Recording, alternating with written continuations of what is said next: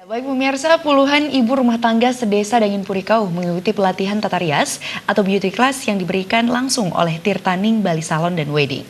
Program rutin tahunan ini merupakan upaya pemerintah desa setempat dalam membantu ibu rumah tangga dalam menambah penghasilan keuangan.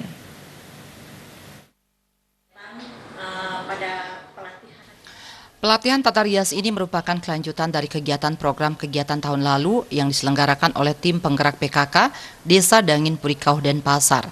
Ketua tim penggerak PKK Desa Dangin Purikau, Ida Ayu Triwati Ariwibawa mengatakan, pelatihan tata rias ini merupakan kegiatan yang berkelanjutan dengan menyasar para ibu rumah tangga yang tidak memiliki pekerjaan.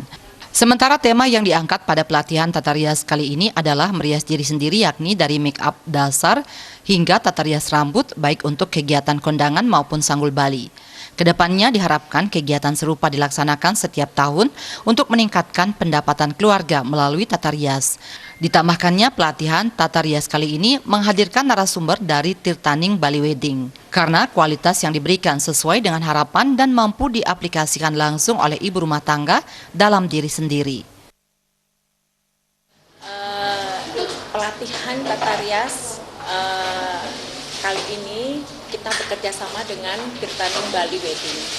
Jadi sebenarnya pelatihan ini kita sudah lakukan dari tahun kemarin, ya sekarang ini adalah tahun yang kedua.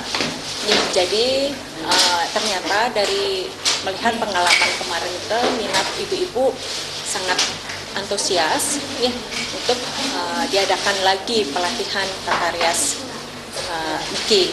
Ya, jadi kita bekerja sama dengan Bapak Kepala Desa selaku Dewan Pembina Tim Penggerak PKK, kita memohonkan untuk bisa dianggarkan kembali.